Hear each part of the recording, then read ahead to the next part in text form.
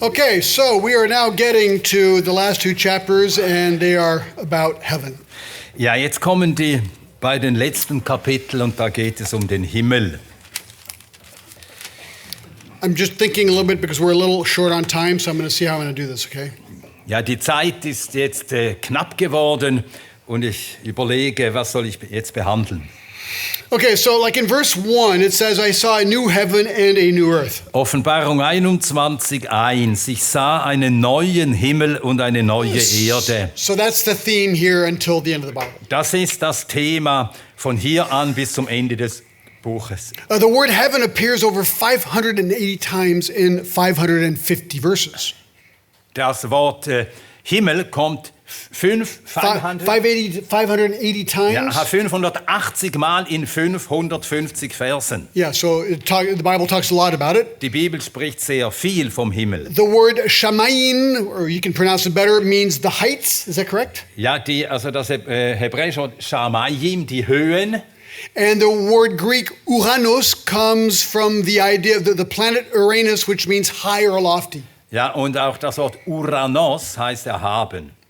Also das griechische Wort für Himmel. Yeah, some are confused in 2 Corinthians 12:3, where Paul says he was taken up to the third heaven. Einige verstehen das nicht, wissen nicht, wie man das einordnen soll. Paulus sagt von sich, er sei in den dritten Himmel entrückt worden. 2. Korinther 12,3. There are not three heavens, okay? Es existieren nicht drei Himmel, Mehrzahl. The first heaven is what the Bible describes where the birds fly, like Ja. you know what we're breathing right now. Der erste Himmel ist jener Teil, das ist die Atmosphäre, die die Erde umgeht, also wo die Vögel fliegen und wo wir die Luft atmen. The second heaven are the planets. It's the physical planet Ja, area. und der zweite Himmel, das ist der Sternenhimmel, der physikalische Himmel, der Sternenhimmel. And the third heaven is the dwelling place of God. Ja, und der dritte Himmel, das ist die Wohnung Gottes. So the third heaven is actually the heaven we will be going to. Ja, der dritte Himmel, das ist also der Himmel,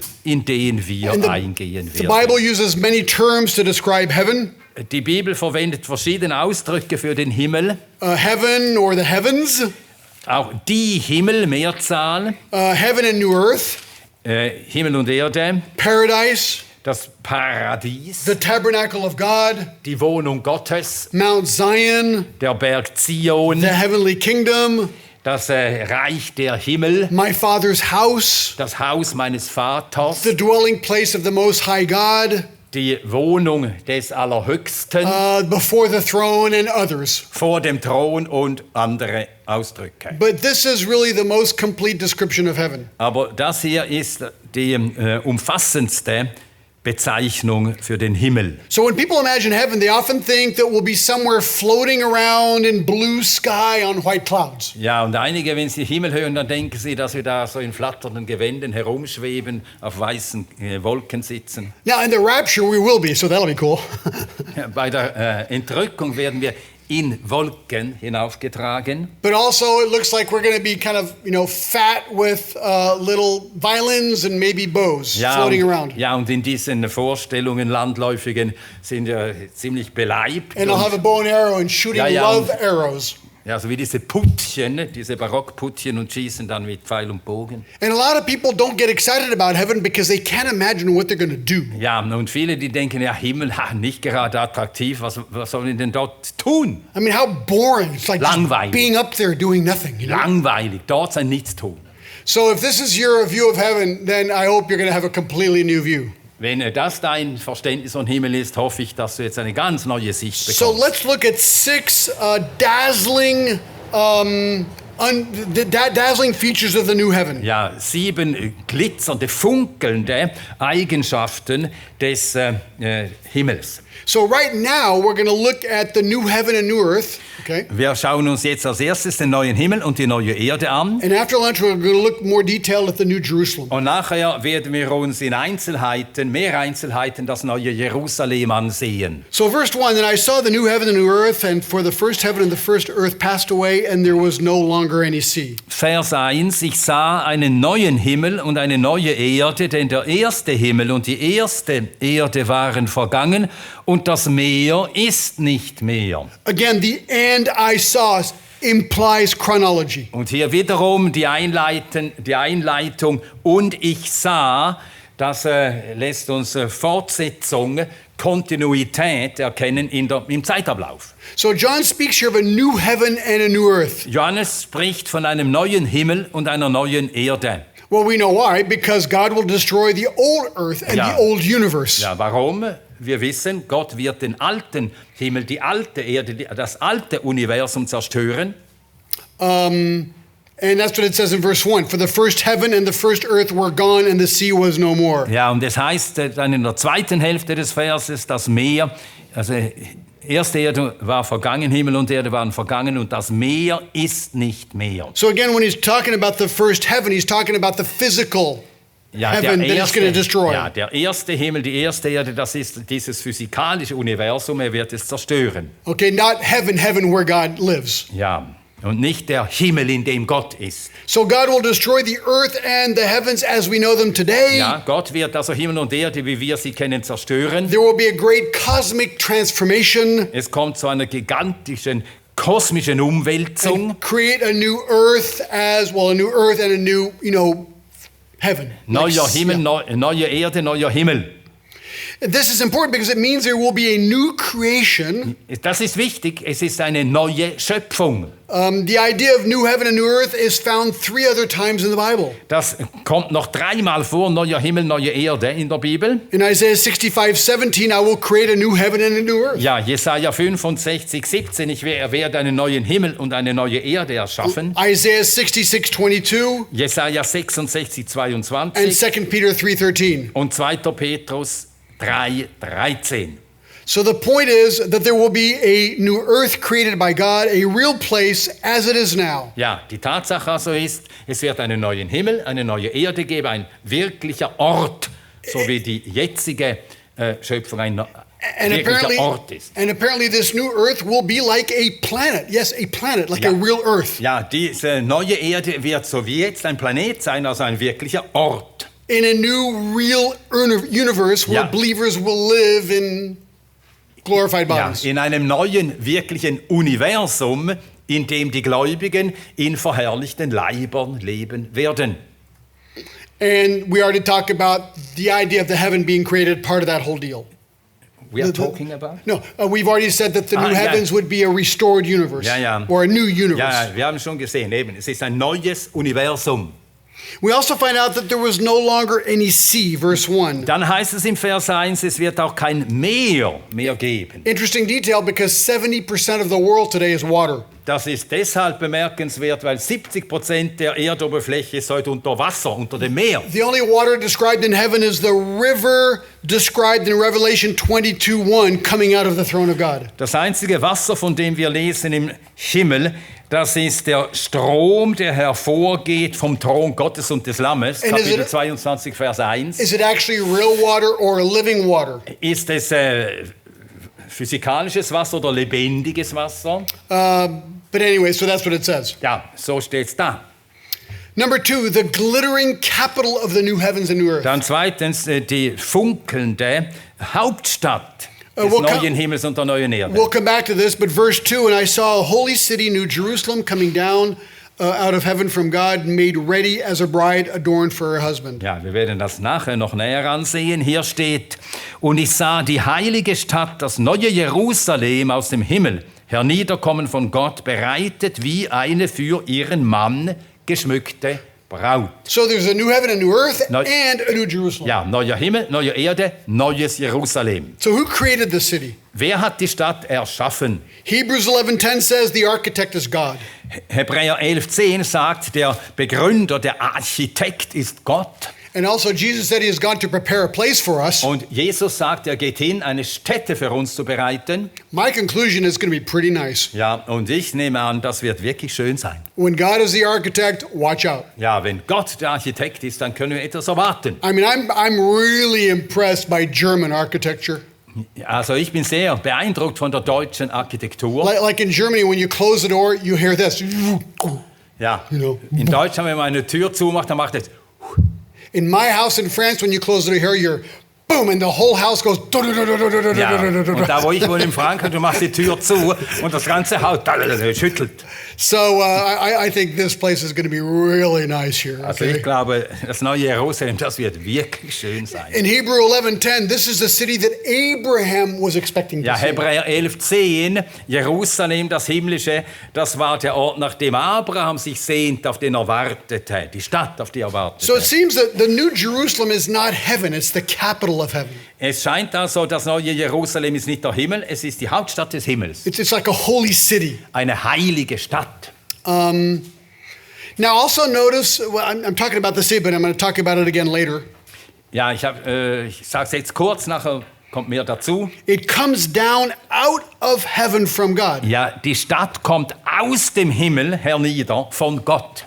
So, and it's in verse 2, it is prepared as a bride adorned for her husband. Und es heißt, sie ist bereitet wie eine für ihren Mann geschmückte We'll come back to that. Auch darauf kommen wir noch zurück. Number 3, the privileged relationship in the new heaven and new earth. Dann drittens, die privilegierte Beziehung auf der neuen Erde. Verse 3, I heard a loud voice from the throne saying, Behold, the tabernacle of God is among men, and he shall dwell among them, and they shall be his people, and God himself shall be among them. Und ich hörte eine laute Stimme aus dem Himmel sagen, siehe die Hütte Gottes bei den Menschen, und er wird bei ihnen wohnen, und sie werden sein Volk sein, und Gott selbst wird bei ihnen sein, ihr Gott.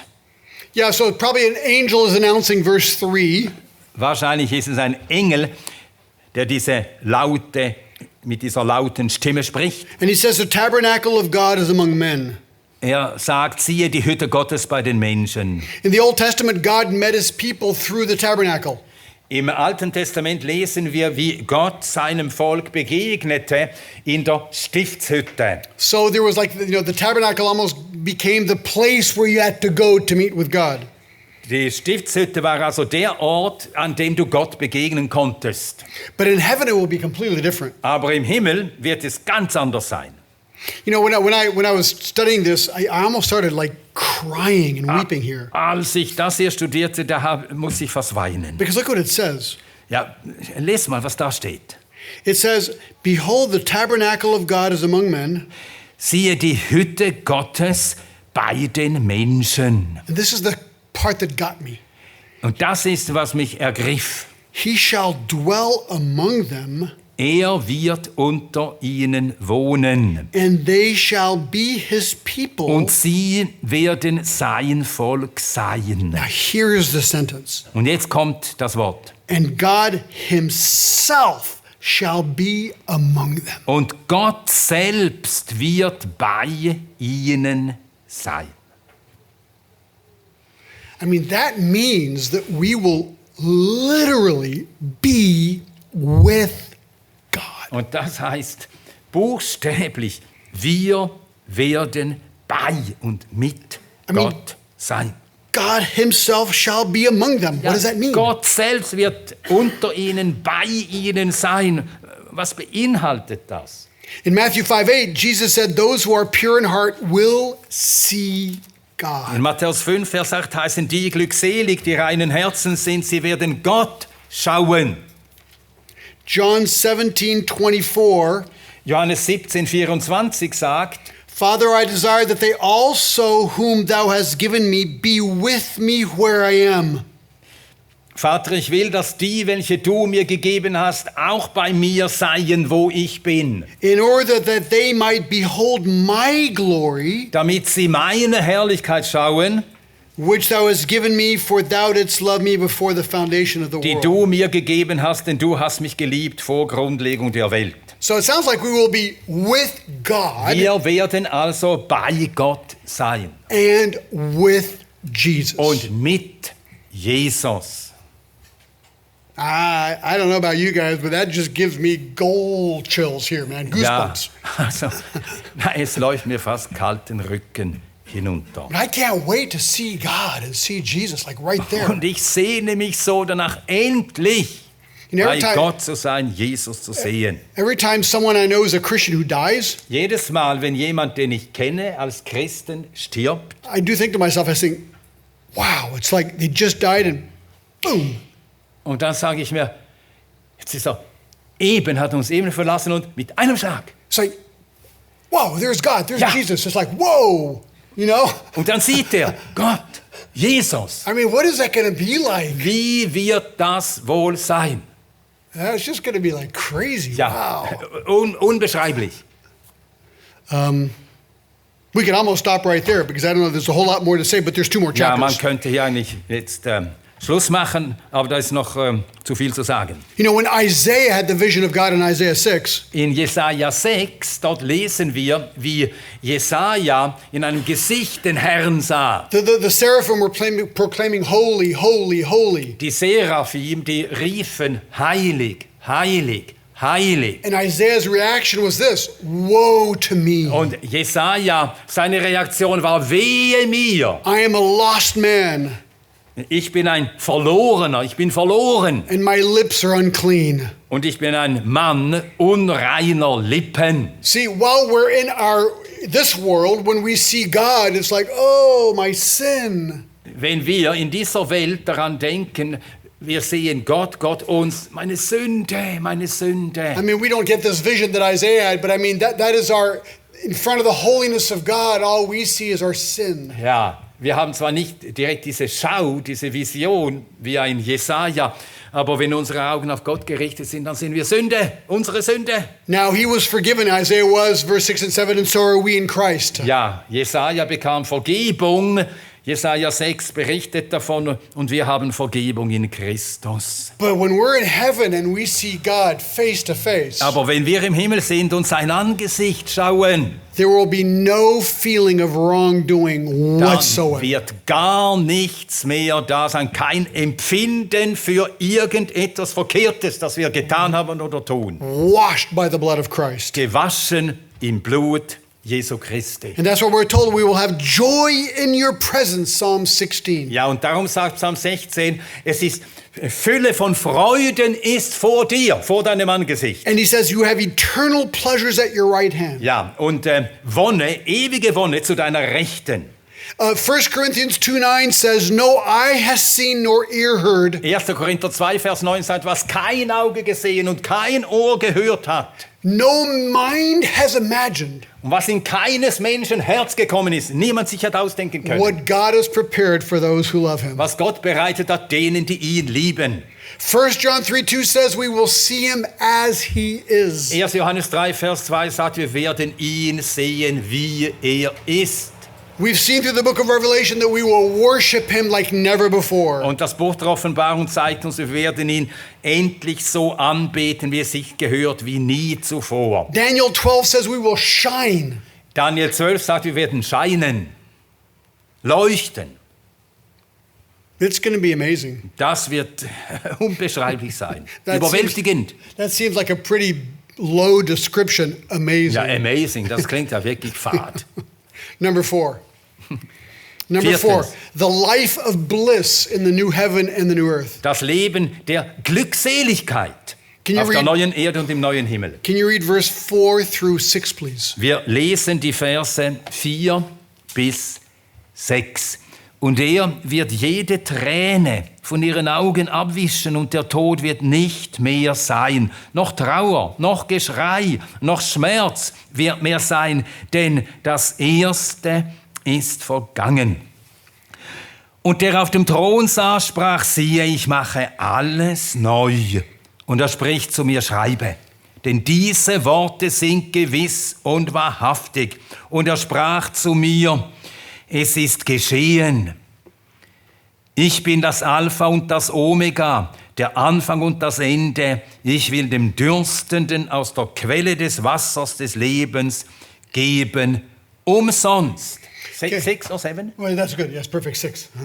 Yeah, heaven will be radically different than the present world. Ja, der Himmel wird so ganz anders sein als die gegenwärtige Welt. You know, today we have crime and war, Ja, wir haben Kriege, wir haben Verbrechen, sadness, hatred, wir haben Trauer, wir haben Hass, evil. Böses. You know, my wife often says, we live in I don't know if this translates, we live in a fallen world. Ja, Meine Frau sagt immer wieder, wir leben in einer gefallenen Welt, and sometimes the world falls on us. aber manchmal fällt die Welt auf uns. You know, the world is filled with problems. I mean, Die Welt ist voller Nöte. I'll bet you every one of you has problems in Ja, life. jeder von euch hat seine Nöte. You know, I got problems. Ich habe meine Nöte. I mean, whether it's health, Ja, oder es gesundheitliche sind, work, oder Arbeit, relationships, oder Beziehungen, money. Geld. I mean, there's just so many problems out there. So viele Probleme. Well, verse 4 is really, really encouraging. Vers 4 ist eine großartige Ermutigung. Wow, he says there will be no more tears, Keine Tränen mehr, no more death, kein Tod mehr, no more mourning and no more crying, keine Trauer, kein Weinen no pain. und kein Schmerz. The former things are gone. Denn das Erste ist That vergangen. means everything connected to this world is gone. It's negative. Alles, was zu dieser Welt gehört, ist vorbei. Because it was cursed. We're cursed. Diese Welt, wir sind unter dem Fluch. And it's gone now. Und das ist jetzt vorbei, vergangen. And so in verse 5 he says, I sat on the throne and behold, I will make things new. Und der Vers 5 sagt, der auf dem Thron saß, sprach, siehe, ich mache alles neu. All things will be new. Alles neu. And some people are going, really? I wonder if that's true. Und dann man fragt sich eigentlich, ja, ist das wirklich möglich? Wird das wirklich so sein? Look what he says at the end of verse 5. Und was steht im Vers 5? He said, write, for these words are faithful and true. Und er spricht zu mir, schreibe, denn diese Worte sind gewiss und wahrhaftig. I think we get so used to our cursed world. Wir haben uns so gewöhnt an unsere fluchbeladene Welt, We're going, is that kind of bliss really possible? Come on, God. so dass Ja. wir denken, nein, das ist doch gar nicht möglich. Na, also wirklich. Also wird das wirklich so sein? Wow, yeah, and look at verse 6. Und dann im Vers 6, It is done. I am the Alpha and the Omega, the beginning and the end. ja, es ist geschehen. Ich bin das Alpha und das Omega, der Anfang und das Ende. When he says it is done, he's declaring the end of human history. Wenn er sagt, es ist geschehen, meint er das Ende der Menschheitsgeschichte And the beginning of a new history with the Alpha and the Omega. und der Anfang einer neuen Geschichte mit dem Alpha und dem Omega. Number 5, the blessed residence of the new heaven and new earth. Der 5. Punkt, die Gesegneten, die glückseligen Bewohner der neuen Erde und des neuen Himmels. At the second part of verse 6, he says, I will give to the one who thirsts from the spring of water of life without cost, and he who overcomes shall inherit these things, and I will be his God, and he will be my son. Ja, Verse 6 und 7, also 6, zweite Hälfte und dann 7, ich will dem Dürstenden aus der Quelle des Wassers des Lebens geben, umsonst. Wer überwindet, wird dieses ererben und ich werde ihm Gott sein und er wird mir Sohn sein. You know, this is more of the grace of God here. Gnade, noch mehr von Gottes Gnade. It's again an invitation for people to come to Christ. Wiederum ein Ausdruck von Gottes Gnade, ein Ruf zu kommen. If you're thirsty, you can come. Wenn du durstig bist, dann komm. If you thirst, I will give from the spring of the water of life, free of charge. Ja, wen da dürstet, der komme und nehme vom Wasser des Lebens umsonst. It's one of the very first things Jesus preached. Das ist etwas vom Ersten, das Jesus predigte. In Matthew 5, in the Sermon on the Mount. Matthäus 5 in der Bergpredigt. Blessed are those who hunger and thirst for righteousness, Ja, glückselig sind, die nach Gerechtigkeit hungern und dürsten, for they will be filled. denn sie werden erfüllt, gesättigt werden. I mean, this is an invitation. Are you tired of your sin? Das ist eine Einladung. Hast du genug von deiner Sünde? Are you tired of the curse? Hast du genug vom Fluch? Are you tired of pain and sorrow? Hast du genug von Schmerz und Trauer? Are you tired of all the problems of your life? Hast du genug von allem Kummer, allen Nöten im Leben? Are you tired of your broken relationships and Hast du genug von diesen zerstörten, and conflicts? gebrochenen Beziehungen, Konflikten? Are you thirsty for something better, righteousness? Dürstest du nach etwas Besserem, nach Gerechtigkeit? Then come. Dann komm. Are you poor in spirit? Bist du arm im Geist? Are you thirsting for justice? Dürstest du nach Gerechtigkeit? John 6:37. Johannes 6, 37. All that the Father gives to me come to me.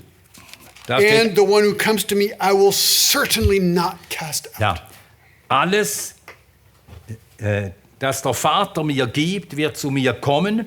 Und wer zu mir kommt, den werde ich nicht hinausstoßen. Ja. Johannes 6, 37. If you're willing to confess your sin and come to Christ, this is what's waiting you. Wenn du bereit bist, deine Sünde zu bekennen und an Christus zu glauben, dann wartet das auf dich. In verse 7, he who overcomes will inherit these things. I will be his God and he will be my son. Wow, what a Ja, promise. Johannes 21, Offenbarung 21, 7. Wer überwindet, wird dies ererben und ich werde ihm Gott sein und er wird mir Sohn sein. Was für eine Zusage! I mean, what an amazing thing to say. Hey, if you do this, I will be your God. Ja, wenn du das tust, dann werde ich dein Gott sein. And he will be my son. You Und become du a son of wirst mein God. Sohn sein. John 1:12. You become a son of God. Du wirst, Johannes 1, Vers 12, ein Sohn Gottes. So that's the invitation. Das ist die Einladung. Number 6, the cursed outcasts of the new heaven and the earth. Dann der 6. Punkt, die Verfluchten, die von der neuen Erde und vom neuen Himmel Verstoßenen. Can you maybe read verse 8? Ja, wir lesen den Vers 8.